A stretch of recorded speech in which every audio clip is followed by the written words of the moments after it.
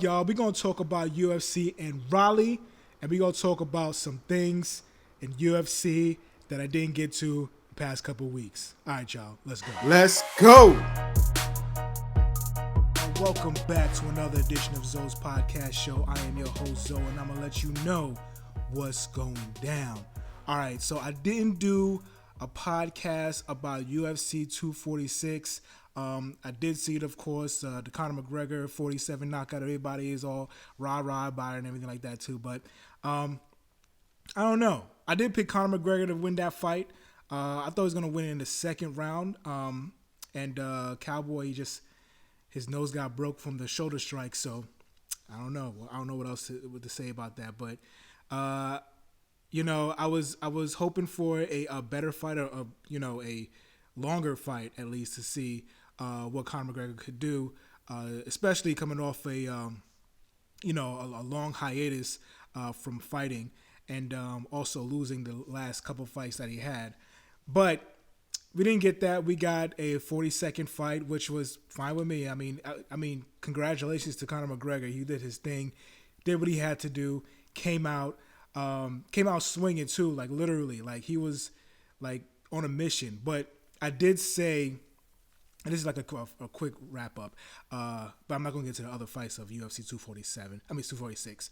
But I did say on the way to the event, man, I thought that Conor McGregor was going to be, on a mission. Like he looked like he was focused. He looked like he was, like I said, on a mission to do his thing. So congratulations to Conor McGregor, man.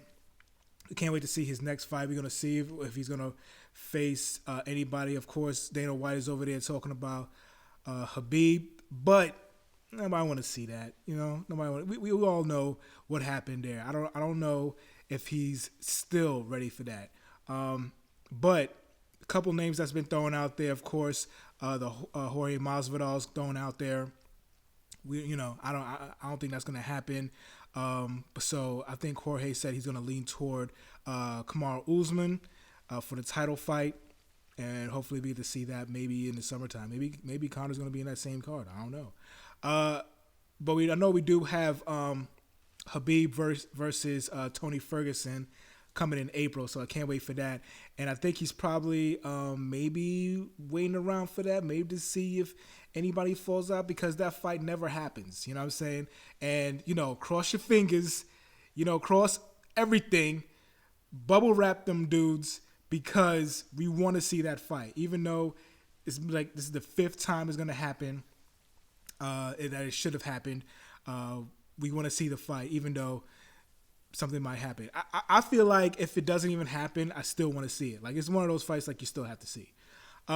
So I guess Conor is going to be waiting around for that fight. April is right around the corner. It's almost February, so you got a couple more months.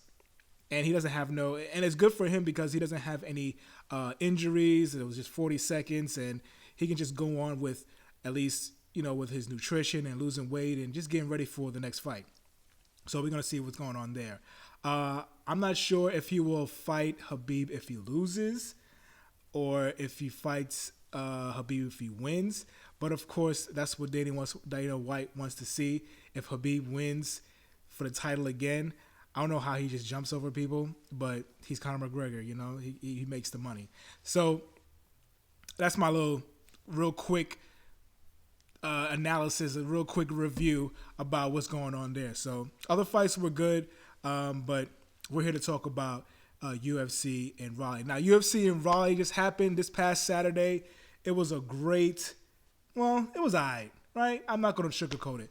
It was all right. The fights was cool. There was only like a couple finishes.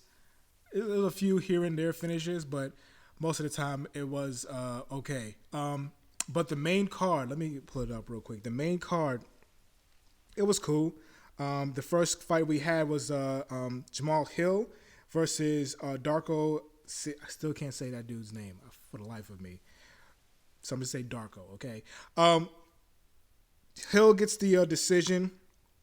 I mean, he was doing his thing. He had a few combos in there that he was throwing a few flurries. I don't know. I don't know. I'm thinking about McDonald's. I'm like, but he does a couple things in there that to really impress.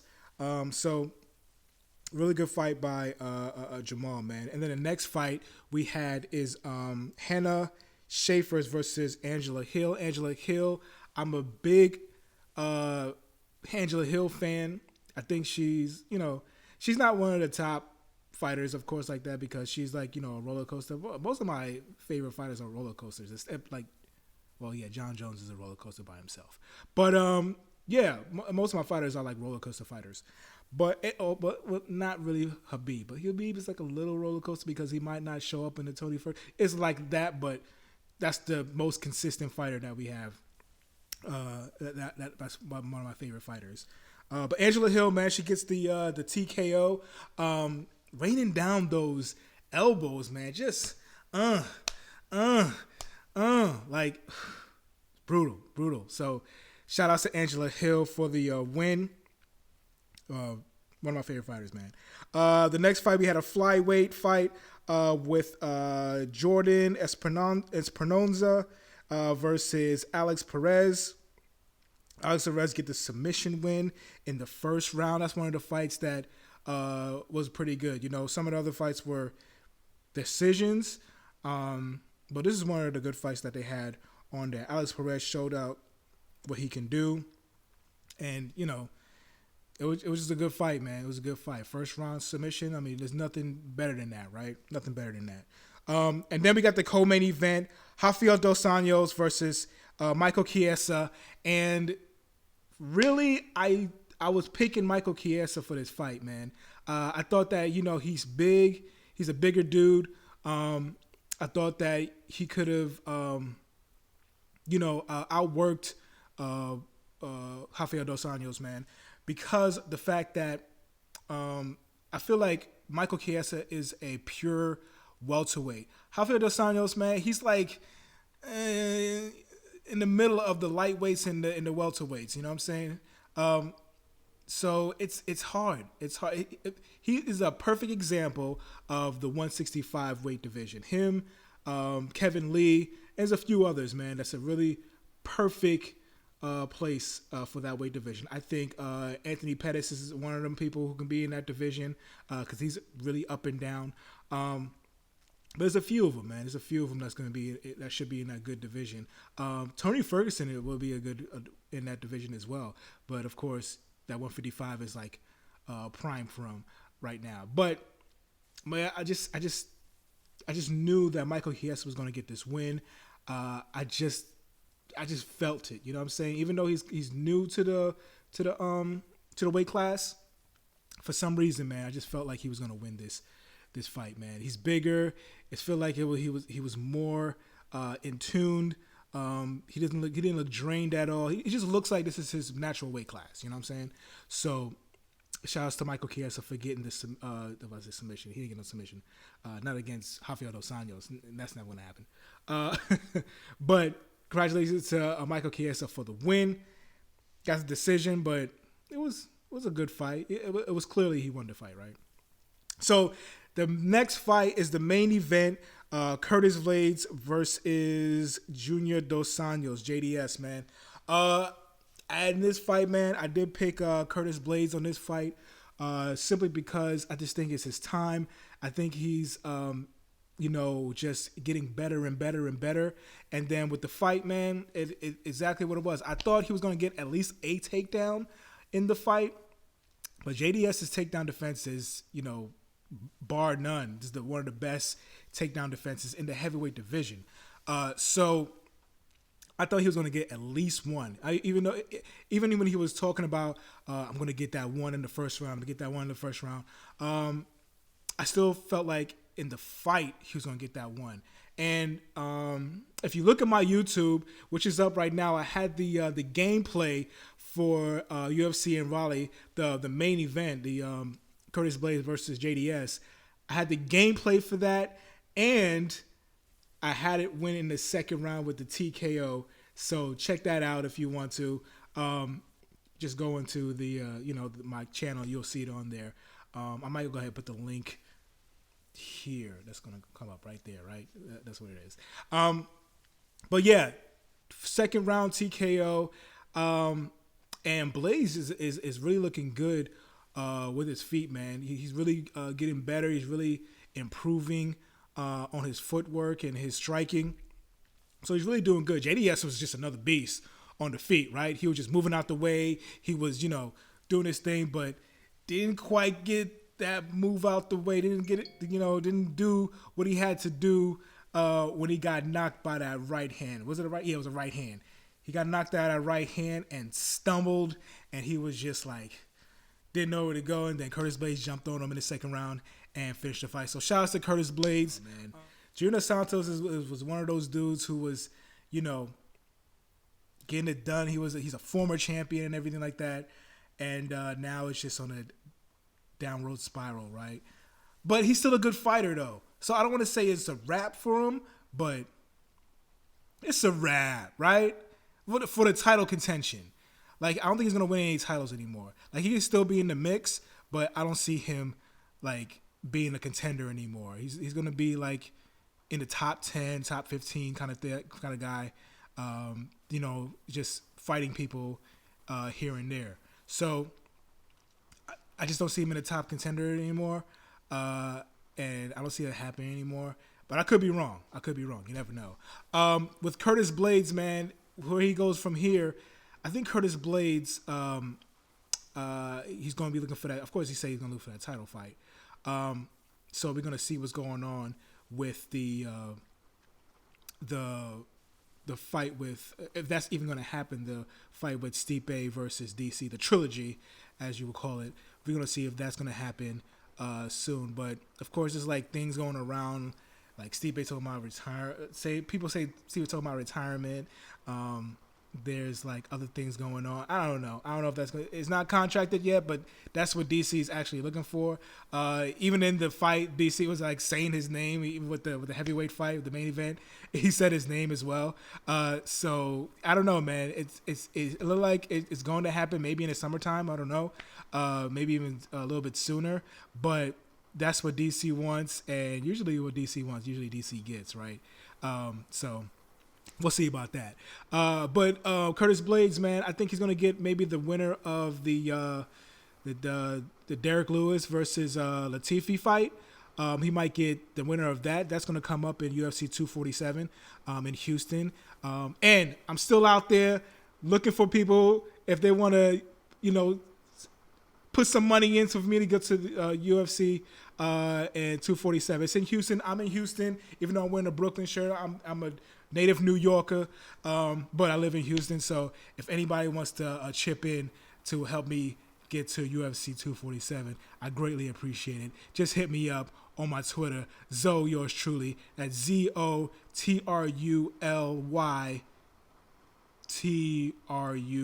I forgot what it is. Fuck it. I don't know. I'm going to put the link down in the description. But anyway, can't spell right now because I'm doing this right. Okay. So, yes. So he might get the winner from there, or he also might get the winner of the, I don't know about that. I don't know about the winner. If the fight I'm talking about is the Francis Ngannou versus Rosenstruck fight. If Francis Ngannou wins, I don't think he's going to face him. I don't think Blades is going to face Francis Ngannou again because he got walloped in that fight. But if Rosenstruck wins that fight, that could be a decision right there. That could be happening right there.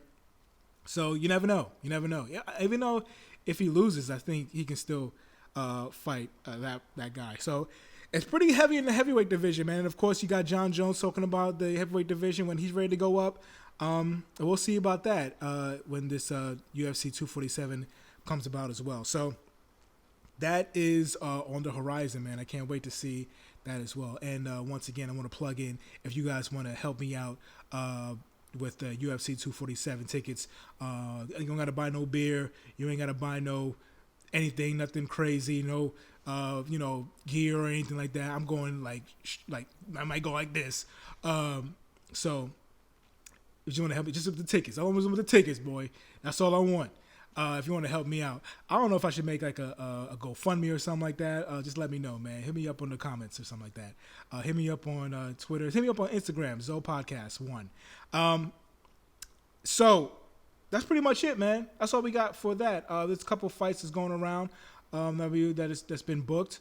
Of course, Tyron Woodley's talking about fighting and how much money he blown when he was a champion. He was buying like cars and houses. It's crazy.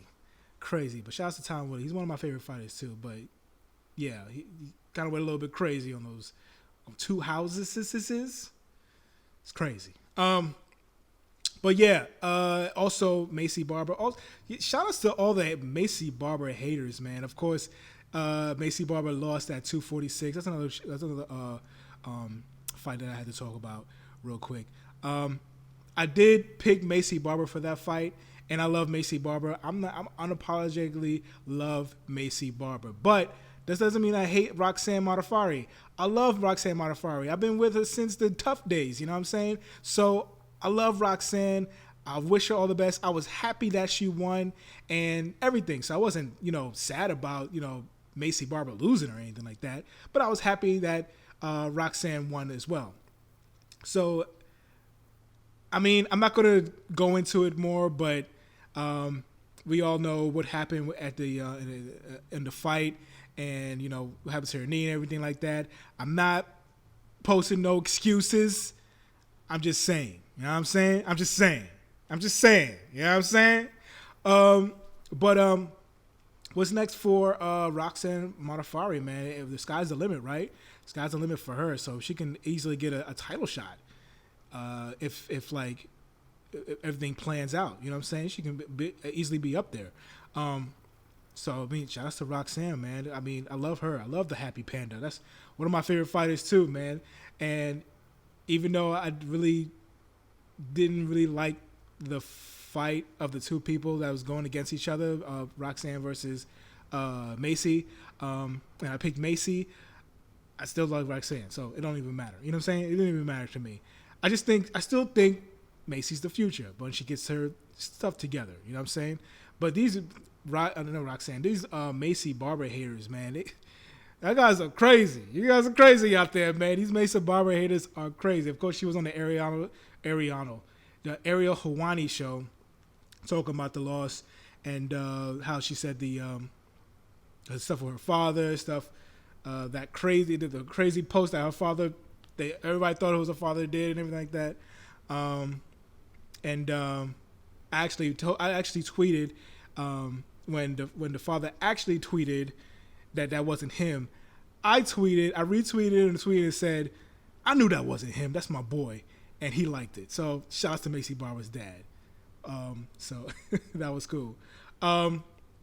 Also, on the Ariel Helwani show, she was talking about how she didn't like how the ref, basically told everybody that she was injured, even though you can clearly see it.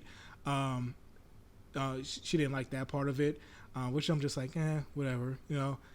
It's whatever. He clearly saw it. It wasn't like his fault or anything like that. And also, what else she was talking about? Of course, her injury and stuff. And how much she was cool with Roxanne Modafferi too, man. She said that she was really good opponent, really good girl, woman, or however you say it. But she said she wouldn't be that nice, and which I really believe her. Now, that doesn't faze me at all.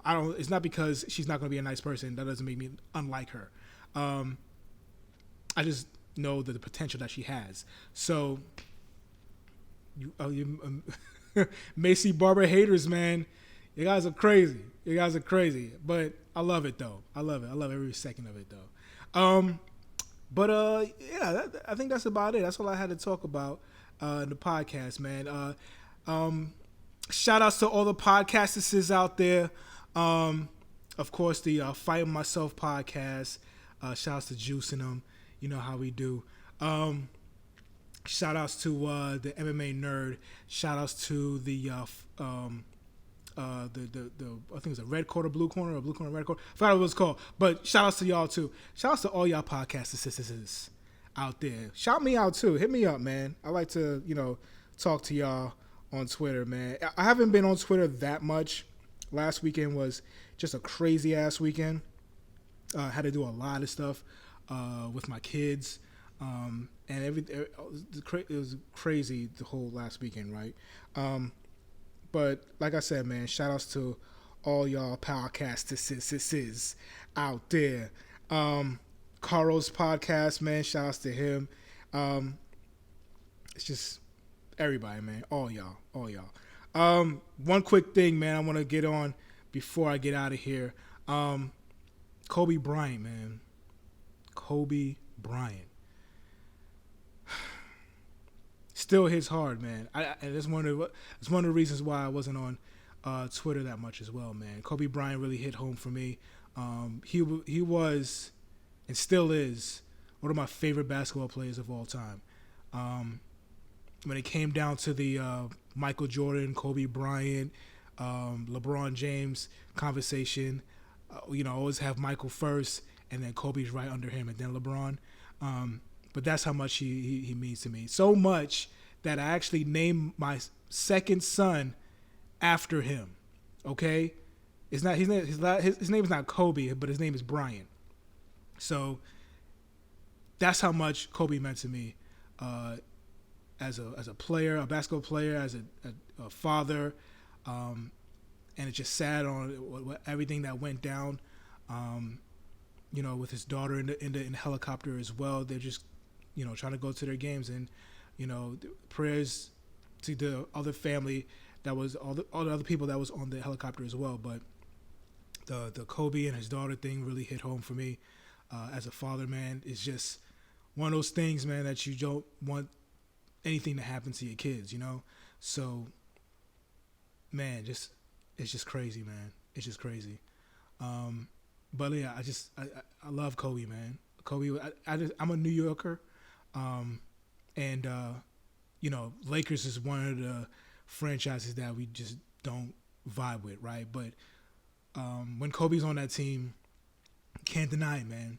Can't deny it. You can just see his work ethic. You can see everything about him just looked like he was just ready for the moment. From high school coming into the league, and the evolution of Kobe Bryant, man, was just awesome, man. It's just sad, man. It's very sad, especially how it went down, with the whole helicopter crash and everything like that. It's just a devastating loss. I know, like, his wife and his other daughters are just, they feeling it right now. So, prayers go out to them. I just couldn't imagine that. You know what I'm saying? I just couldn't imagine losing my spouse and one of my kids at the same time, and that happened. So, prayers go out to their family, all the Bryant family. So, yeah, it's just one of those things that really hit home with me, and it was one of the reasons why it was another reason why I wasn't really on Twitter that much, because that was devastating, man. One of my boys, actually a few of my boys were Kobe fans, man. We was a whole clique of Kobe fans. One of them is from LA. The other one's actually from North Dakota, and the other one is from Chicago. So the Kobe fans are everywhere, man. So it's just a devastating loss, bro. It's a devastating loss. So prayers go out to him and his daughter.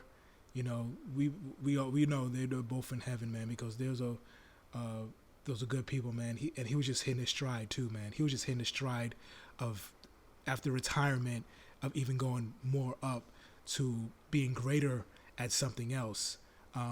Teaching everybody the game, teaching everybody, not just the game as in basketball, but the game as in life. You know what I'm saying? And being with his daughter at the basketball games, talking about the WNBA, and, talking about his daughter is going to be the next one. And she was talking about she was going to be the next Kobe Bryant in the WNBA. And you just saw everything about her. And you saw, like, even in his Twitter account or his Instagram account, you saw how much she was at her games, at her practices, practicing with her, filming her shooting around and how proud he was with her and everything. So, man, like I said, man, she's a devastating loss for Kobe fans, for NBA fans, for everybody who knew who Kobe was, and everybody knew who Kobe is. So, man, it's just sad moment, But man, I just know when I found out, I was like, man, this can't be true, because it was on TMZ too, right? Like, it's not true. But you saw the video of the fire of the helicopter crashed, the crash site. It was just heartbreaking, man. Very much heartbreaking. Let me get out of here though, because if I can just talk about this, I can just keep talking about this the whole time, right? But let me end it on that note. I'm sorry to end it on a bad note, but yeah, it's just terrible, man. So if you got like anybody close to you, man, just make sure to give them a hug, man. Give them flowers when they can smell them. That's basically it. Give them the flowers when they can smell them. Give them the praises when they can hear it. Give them your heart, your love, everything. Forget the BS that's going on. Just put that shit aside, man. Just do what you have to do to live life to its fullest, man, because like I said, it just happens so quickly, and it can happen so quick as anybody else. So yeah, let me get out of here. But yeah, thank you guys. See, the thankfulness for everything that you guys do. All the podcasters out there. I'm sorry if I didn't name y'all, but all y'all out there. The Sibling Rivalry podcast. Shout out to y'all, man. The Choked Out Radio podcast. There's a lot of them out there. I love all y'all. But yeah, that's it for today, man. I'm gonna catch y'all next time. Y'all take it easy. I'm going to hit you up next week with the UFC 247. Hopefully I'll have enough money to get there. And if I do, I should do something live, right? I should do something live right there. 247. But I'm going to have some videos out there if I go. And if I don't go, I'll probably have a video for that too. But thank you guys for listening. And if you're watching on YouTube, thank you guys. And you're welcome, because, the cut is fresh. But thank you guys for watching. Thank you guys for listening. I'm going to catch y'all next time. Y'all take it easy. Peace.